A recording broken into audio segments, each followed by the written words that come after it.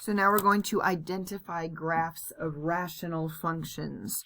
So the equation that I'm given is 3x over x squared minus 2x minus 3. X squared minus 2x minus 3. Okay, so first thing we want to do is identify any vertical asymptotes. So I'm going to factor my denominator, which is going to be x minus 3 times x minus 1, and say that can't be 0. Okay, and you can't see what I'm doing. All right, so that cannot be 0. So I just took my denominator and I factored it. So what are my vertical asymptotes? One of them will be at positive 3, and one of them will be at negative 1. Okay, so I'm going to have two lines that are imaginary that guides the graph. So I'm looking like this. Another thing is what happens if we shove in a 0. Okay, and I'm interested in that because it's possible to make my numerator equal 0. So 3 times 0 is 0. So the point 0, 0 is on this graph. Okay, so I know that much. Now, something else I need to know, if I can just identify a couple of points. So for instance, if I grab 1, so I'm just randomly grabbing a point. If I grab an x value of 1, where is that going to land me? So 3 times 1 gives me a positive on top. And then 1 minus 2 minus 3 is going to be negative. So if I evaluate at 1, I should be below the axis somewhere. Okay, so that's what I'm looking for when I go back to look at this part. So first of all, can I use this? No, because it doesn't hit at 0, 0. Okay, so he's out. Can I use this one? Yes, he hits at 0, 0. Do I have the correct asymptotes? So this is about at positive 3, and this is about at negative 1. So those are good, but what's my test point? I grabbed a 1, and I should be under the axis, and I'm above it. So that cannot be the graph. So let's look at this one. These are the wrong asymptotes. Okay, this is a positive 1 and a negative 3, so my asymptotes are wrong. So let's look at D, and we'll have, there's my positive 3 asymptote. Here's my negative 1 asymptote. It hits at the origin, and then when I evaluated at 1, I ended up under the axis.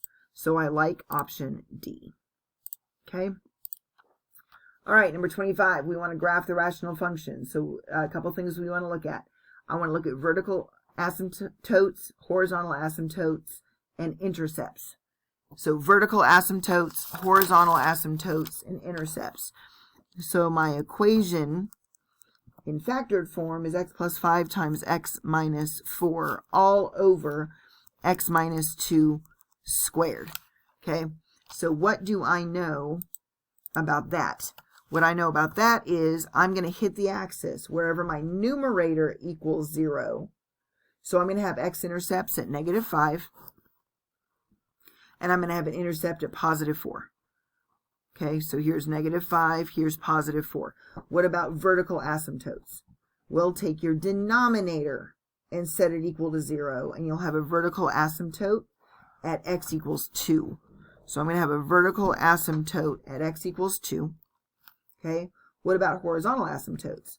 The degree on top is a 2, the degree on bottom is a 2, so I should have a horizontal asymptote.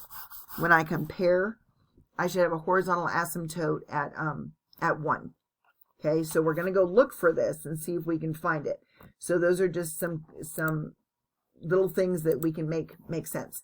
So is this going to hit? Do I have asymptotes at just 2? No, I do not. I have multiple asymptotes. Okay, so this one has an asymptote at 2. And this one has an asymptote at 2. So now my question is, are my intercepts correct? I have an intercept at 4 and an intercept at negative 5. So I'm between B and C right now. So I guess the next thing I need to do is what happens if I shove in an x value of 0. Will I get a positive y or a negative y? So if I shove in an x value of 0, 0 plus 5 is 5. 0 minus 4 is negative 4. So my numerator would be negative 20 over a positive. So I should have a negative y-intercept. So it's going to be C. Okay. looking at option, all right, so we're going to look at these options. I've got two asymptotes, okay? I've got one at 0, and I've got one at 6. So my denominator should be x times x minus 6. So here's an x times an x minus 6. So I didn't even have to do anything else from there. I didn't have to find anything else as far as intercepts or anything. Just looking at my asymptotes, I should have x equals 0, and I should have x equals 6. So my denominator should be x times x minus 6. Okay, I want to find an equation for the rational function shown to the right. So first of all, I know that this is going to be a 1 over an x squared, okay? Because that's what my parent function looks like. 1 over x squared looks like this, okay? So that's kind of sort of what I'm looking at this point. Now I also know I've got a vertical asymptote at x equals 1. I've got a horizontal asymptote at y equals 1. I've got x-intercepts at 0 and 2. 0 and 2. So when I start looking at this, I got to build it from here. Okay, I do know it got flipped. Okay, I've got a vertical asymptote at x equals 1, which means my denominator must be x minus 1. My horizontal asymptote is not 0, which means my degree on top and on bottom must be the same. Okay, so he's an x minus 1 squared. I know that because of the horizontal asymptote. Since it's not 0, I must have a squared on top and on bottom. Okay, got a squared on top and on bottom. So let's do, we did the vertical asymptote. We know that the numerator, you can't see anything of what I'm doing. Land of Goshen. All right, so I know that x minus 1 squared needs to be on the bottom. I know that I've got two x-intercepts. One is at 0 and one is at 2. That's going to reflect what my numerator looks like. So I'm going to have an x and an x minus 2 for my numerator. Okay, so that's an x-intercept of 0. That's an x-intercept of 2.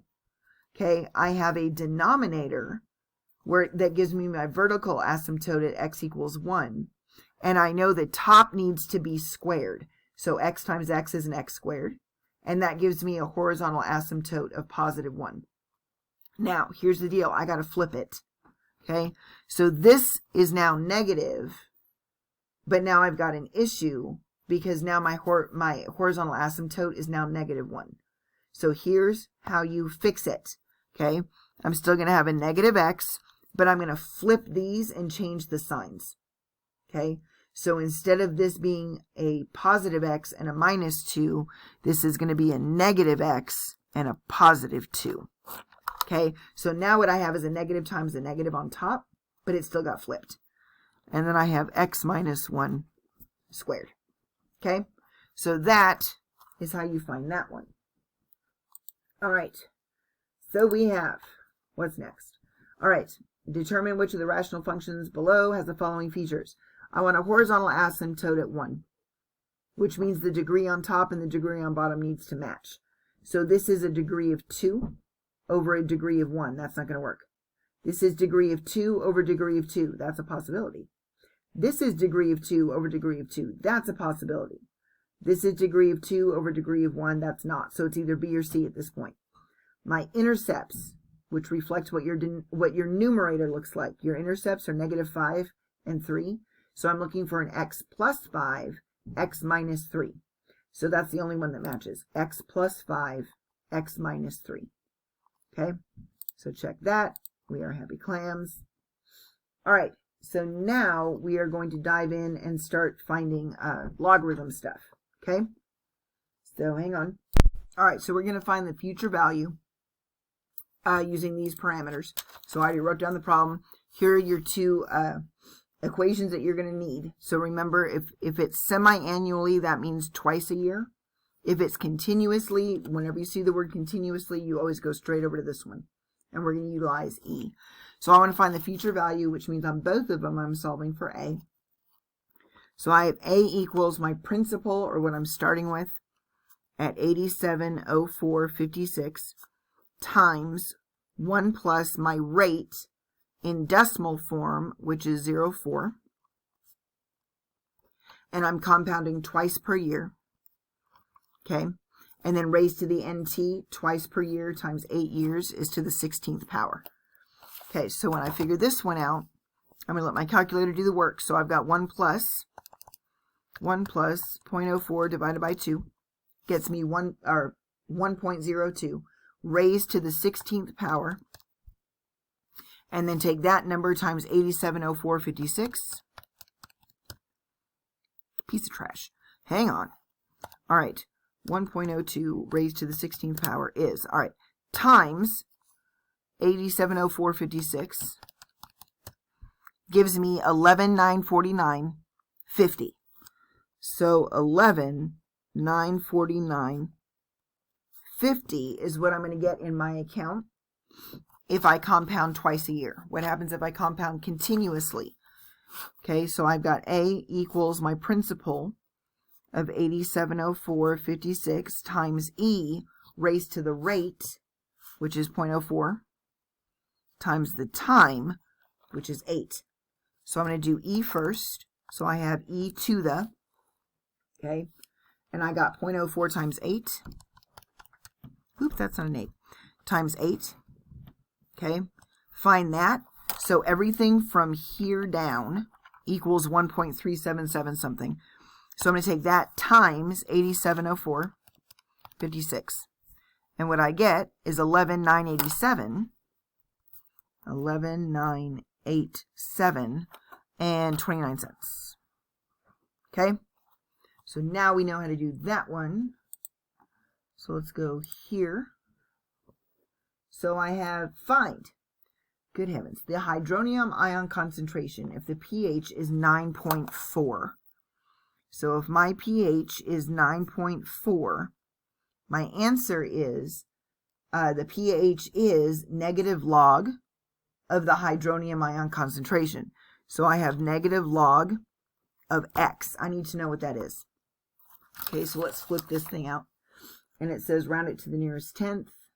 Flip. Nope. Flip. All right. So I'm going to write it backwards. So this is going to be a negative log of X equals 9.4.